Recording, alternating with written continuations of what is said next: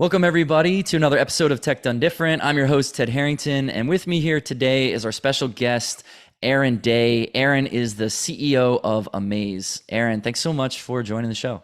Ted, thanks for inviting me. Great to be here. I'm excited to talk to you about the idea of mission statements and vision statements, because when you and I were chatting recently, you expressed the tagline that you guys have, which truly is a vision statement or a mission statement. And I thought it was really awesome because it so well captured what it is what you guys are trying to do. And it's not that I'm necessarily trying to say like, hey, let's talk only about your company, but more about that's a really cool process. Like, how did you get to be able to crystallize so simply what the mission is? Because I think a lot of people listening to this show themselves are building companies and they're like, well, how do I make sure my customers or prospective customers understand what it is that we do? So maybe you could start there. Like, tell us about how did you get to this really cool tagline? I mean, of course, tell us what it is, and let's break it down because I think it's really cool. Yeah, sure. Great question. So to start off with, our mission is to enable anyone to sell anything, anywhere with simple tools that connect. So you think about, that simple statement. It took a long time to put it together, but the idea was enable anyone. So small businesses, creators, makers, influencers, anybody trying to sell something online, enable anyone. So how do we make it super simple for them to do that? Enable anyone to sell anything. Anything is the strategy of everyone is talking about today. How do you help creators monetize? So help anyone sell anything. So how do you connect?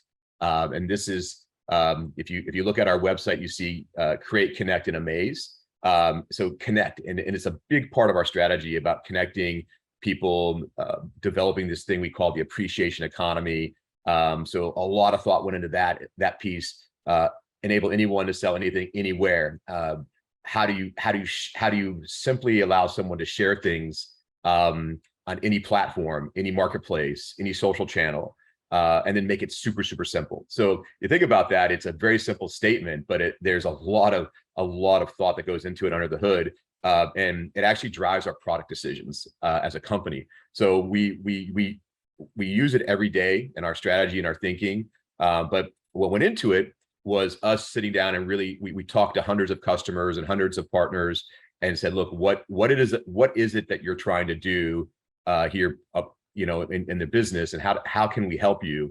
And it just kept resonating over and over again through conversations that we need to be the simple tool that allows everyone to connect and empower commerce, right? So that's sort of how it came to be, and I'm super excited about it because it every one of our employees can say it and know what it means, and it helps our focus. So yeah. So what I heard you describe is, I'm trying to think of, as you were talking through it, like, how do we have someone else who's listening to this do it themselves? Yeah. And so some of the things I heard you talk about were, well, you identified who your audience was. You identified what mattered to them.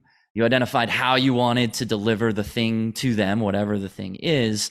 And then sort of the combination of all those things were the result of interviewing your customers. Like, did I correctly summarize kind of how you got to this simple statement? Yeah, that's a very good summary. The one thing maybe you're missing is passion. I think before we did any of it, we sat down as a team and said, we've got this tech. What are we passionate about? So we enjoy every day of our lives, in our job, right? I mean, yeah. We have a mission here, but we also want to love where we work. So I think we started with what's our passion, and under the hood, our passion is to help small businesses, creators, people starting off, be able to do something better. I don't want to say help the little person, but I mean, help the person that's trying to become something bigger, right? And empower them, right? And that's really what we started off with, our passion, and then it went through the rest of the process that you described. So yeah, that makes a lot of sense. Passion's a hard thing to identify, right? Like, you kind of, what it is in your gut, but how do you then put it into words? And then especially when you're talking about a whole company of people who maybe the passions aren't exactly the same. How did you get to that? How did you, I guess, identify that common passion across, I guess, probably starting with the leadership team, but how did you do it? Well, honestly, it's like how we recruited a leadership team. myself and Laura Haynes, who's our chief product officer and one of our board members, we sat down and said, look, what kind of company do we want? And the first one was passion driven, right? We want to work with people who are aligned. And so when we went out, we started hiring, senior leaders to help, build and scale the company.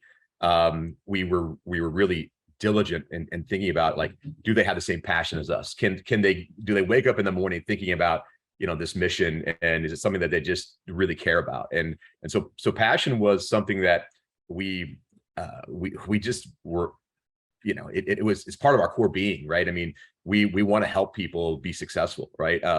And it drives what we do. So that was so for anybody listening, I think you think about, like, what you want to do in your business. Yeah, you want to make money, you want to be successful, you want to see a valuation go up a lot, but it's so much easier to create a team that excels if everyone's aligned to your passion. So that's really important to me. So yeah, that's pretty fascinating. And I'm interested too in the way that you talked about how by arriving at this sort of vision or mission statement, it helps guide in a practical way daily decisions. One of the things we have in our business, we're building a software tool, and we've noticed as we're building this that some customers want something and other customers want something that's the polar opposite, literally in conflict with each other. And we've struggled to say, well, what do we do? Maybe the simplest way to think about it might be one customer says we want the most complex way to do it, and another customer says we want the most simple way to do it. And how do you serve both? And so we went through a similar process of trying to identify, well, what is our vision? What are we trying to achieve? So I'm asking selfishly, but also for everyone listening.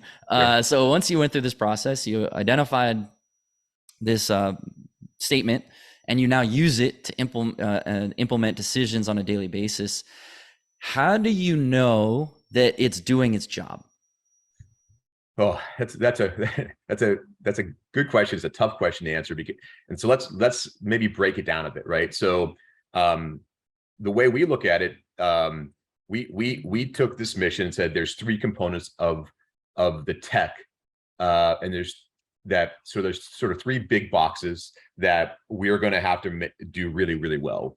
We're going to have to create, amazing design creation tools that allow people to create something really simply. So what audience and what customer base is going to start there first, and what does that look like?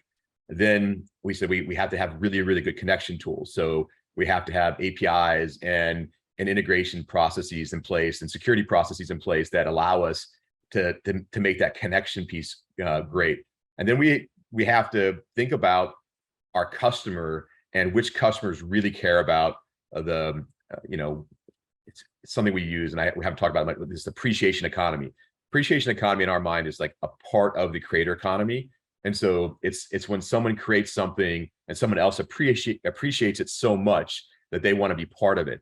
So a brand appreciates a creator appreciates the brand, and it drives sort of the flywheel. So when we think about those three buckets and the tech that we're building around those three buckets, what we spend a lot of time doing is thinking about, like, which customers fit, which customers don't fit today.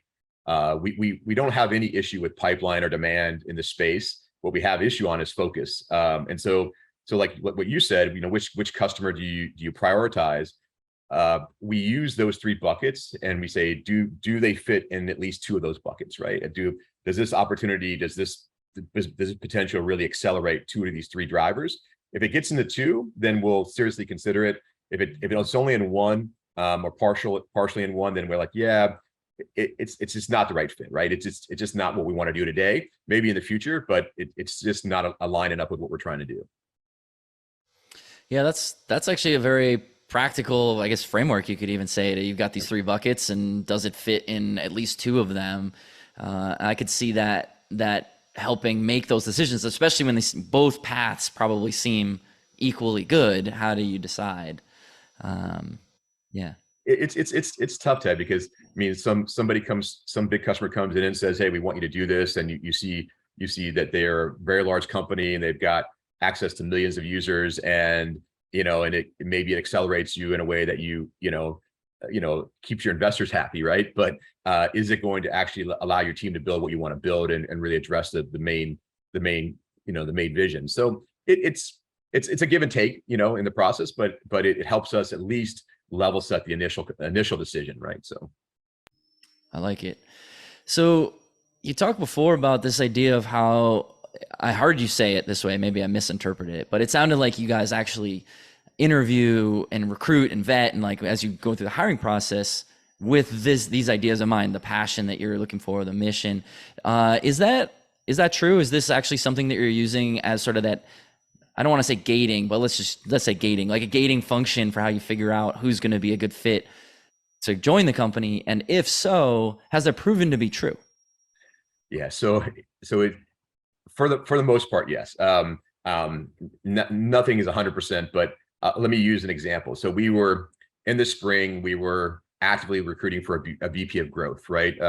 Someone who could actually come in and build out the structure of our growth team, a sales team, manage the success team. So needed to be the right person. We were interviewing and we had 3 candidates we really liked, but yet I was still out. I was still out on the trade show circuit, and I was, doing my thing, talking to people and listening to customers. And I was in an event sitting next to some, executives in the same space. And one of the guys I just started talking, and very, very senior guy. And, I never in my brain thought that this guy would join our company, our small little company. But I was sharing with him our vision, our mission, what we're doing. And he calls me the next day and says, Aaron, I'm super passionate about what you're doing. Can I join your company? And so, and we were struggling a bit because we had been in an interviewing process for like a month and a half, and nobody felt right. And we had this filter, like this, we have to find somebody who's just extremely passionate about what we're trying to do, so that, and maybe they're up a little bit on, or, plus a little bit on some of the things we're looking for. Maybe they're a little bit, deficient in some of the other things, but we want that passion piece in there. And we just weren't, great candidates, but we just weren't feeling like that person was right. And here comes this guy, and he just hits all the buttons. And I'm like, look, I can't afford to pay you what you're making, but I'd love to have you come join the company. He says, I'll join. And it just, we could have made a decision earlier. We could have hired that person, one of those 3 candidates, and got going, but we used our process and it worked. In other situations, we needed to fill a tech void more than we, very, very aggressively. And I would say the person met the passion filter at a base level, maybe not as much as I would have liked, but they really, really filled the tech void that we needed to fill. And we felt like we made a good compromise, and it was a gut check, but it ended up being right. I mean, the person came along and ended up very quickly adopting our passion and got behind it. We weren't quite sure, but we knew he would fill the tech void. So I love it.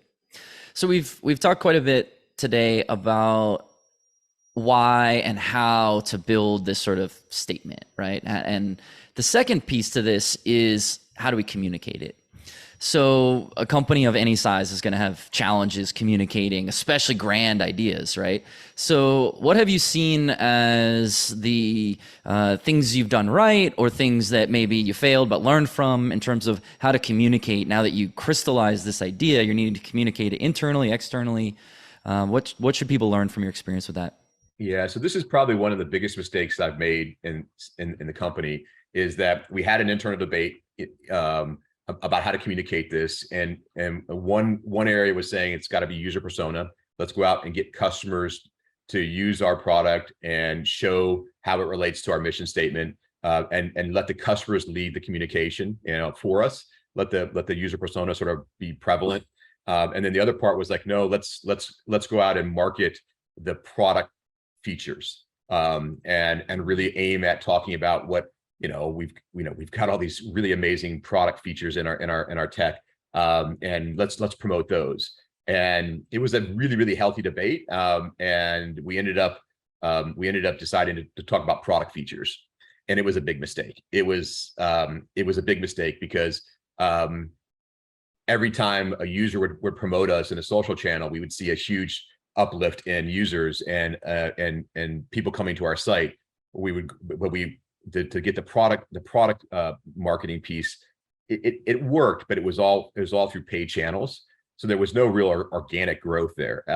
And so we're rapidly iterating a bit here, trying to get the blend of product-led marketing and user persona marketing, into the right mix. But it was a mistake. We should have leaned heavy on user personas in the beginning, and let them tell our story. And we learned, right? I mean, we had very smart people in the room, both with great backgrounds, and we pivoted a bit. So, well, I guess that's the truth about anything in business, right? How do we react and adapt to our mistakes? How did you know that it was a mistake? Just the numbers, the data.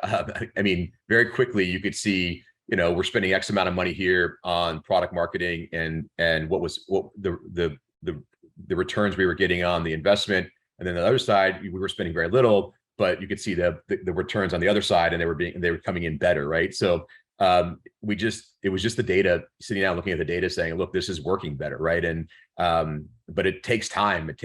You can't just pivot on a dime when it comes to creating user personas that tell your story, right? So it was a simple analysis, and luckily we have the right people in place to look at the data, and the data told us we needed to pivot a bit. So pivot a lot. Sorry, I'm being pivot a lot. Kind. Yeah. So what I'm hearing you talk about is communicating externally, outside of the company, from within the company to outside the company. What about communicating within the company? So whatever the size is of the company, even in small companies, it's sometimes difficult for one department, another department to communicate to each other. How have you communicated this? What's a lesson learned from maybe a stumble or a success? Yeah, so this is probably what keeps me up the most at night right now, because we hired this really good group of leaders.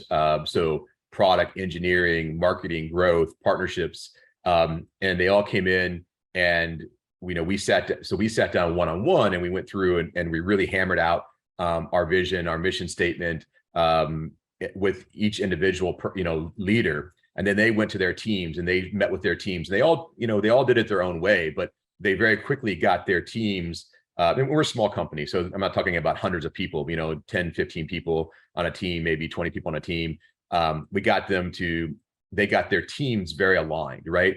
But what we didn't do was we have company all hands, and we have meetings, but what we didn't do was communicate within we didn't bring all the teams together right away to communicate sort of a unified voice. So as the teams were communicating to each one of their groups, it was a little bit different. It was each person put their own personal spin on it, right?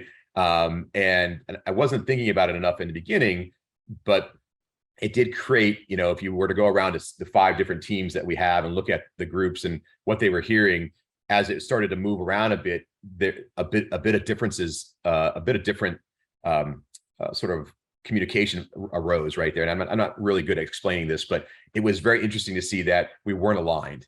And so we needed to pull back a bit and say, look, we've got to make sure that all these teams are together, so that we're all moving very quickly. And it wasn't like it was like an 80%, we were 80% right, but we needed to get to like 95% right to really be super aligned. And so the lesson I learned was that it probably would have been much better if, when one group lead went to talk to their team, if I had the other group lead sitting and listening, and so they could align there. And then the next time, and always had sort of a sharing event where the group lead was presenting, but the other ones were listening, so that they could all make sure that they were delivering a very similar message in their own style. And that was something that we learned. So. That's a pretty smart way to think about it. Yeah, like it's almost as if you're talking about embedding people it's not exactly embedding people from departments with each other, but giving them that visibility is probably the best form of communication that you can have. Yeah. I have a little nuance. I talk about respect a lot, right? Like you run a group, you run a team, respect the other teams. Don't assume you know what's going on in the other teams. So reach in, ask how you can help, respect them, and see how it unlocks your team a bit, because everybody has dependencies with other teams, right? So we talk a lot about respect, and it's this culture of respect. It's not just the way, it's used modernly. You respect everybody. You respect what other teams are doing. So it's something we think about a lot and talk about a lot in the company. So that's a really fascinating idea. Thinking about, I don't think people would be shocked about the idea of respecting others, but the way that you've described applying it, because I think that's a universal problem in every company, where people in one department, they see what's happening in another department, they're like, those idiots over there, right? Yeah. And they just assume that they understand what's happening, but really it's maybe even the opposite of what they think. So the respect idea says, well, let's table that judgment until we can better understand what's happening. People have a tendency to be protective and not be completely transparent if they don't feel respected, right? So you see this, like, specifically some categories of people you hire for, like when you hire somebody in the marketing or growth space, they come in with a process that's worked for them in the past, and they just want to layer that process on top of the business and say, let's go, right? Let's get going. Let's kick ass here and move fast, right? And I'm like, listen, I want you to do all those things, but reach into the other teams, ask how you can help them, ask for them to tell you what they're doing in their teams, connect, respect them enough to where they feel like that they can trust you and bring you in, right? And it's a very interesting dynamic in our company, because we're not perfect at it. We're getting better at it every day, but you can see that when the leaders that are very respectful in how they operate and they reach in, you can see that their teams are moving faster, right? So you can't deny the fact that it's working, even though you may not want to take the time to do. You just want to run your group, right, and be super focused on your group. But you have to have the ability to reach in and respect the other teams. So I love it. Aaron, you've been amazing. I've gotten so much benefit out of our conversation personally. I think our listeners will as well. As we wrap up, is there any last parting wisdom you want to leave our audience with? Well, I'd like to ask you one question before we leave, Ted. So from what I read about you, you're an expert in sort of tech and security. And one of our biggest challenges is thinking about how, as a company, you create a security strategy or security culture. And anything you could share with me about, like, how you approach that in a company, creating a security culture. Obviously, I can hire somebody who's really smart in security systems and make sure their security is right. But how do you approach the culture piece from a security perspective? Yeah, the culture piece is hard because most people don't think security is their job. Okay. And so that's really the heart of the challenge, is how do you help people feel personally related to the security challenge? And that starts from the top. So that's your job, certainly, is to communicate to others that security is my job, Aaron. And then what we want to do is we want to be able to make everybody feel personally related to it. And so there's basically like 3 questions that every company needs to think about when they think about their security, which is, first, what do we have that we want to protect? So is that data, or is it the availability of our system? Is it our reputation? Like, what do we care about? The second is, who do we want to defend against? Like, who are the different groups that might want those things we're trying to protect? And then the third is, where and how will we be attacked? And once you can understand the combination of those things, then you can build a defense plan. And having that is, I think we could take a lot of the principles you expressed today about developing the vision and then communicating the vision. It would be applied pretty much the same way when it comes to security. Yeah, that's great. Good way of thinking about it. Thanks for sharing that. Yeah, happy to. We could talk more about it offline too. Love to. Yeah. Aaron, thanks so much for being on the show. We really, really appreciate you. Thanks, Ted. Great talking to you. If everybody wants to know what Aaron is up to or to learn more about the show, just head over to tedharrington.com/podcast, and we'll catch you next time.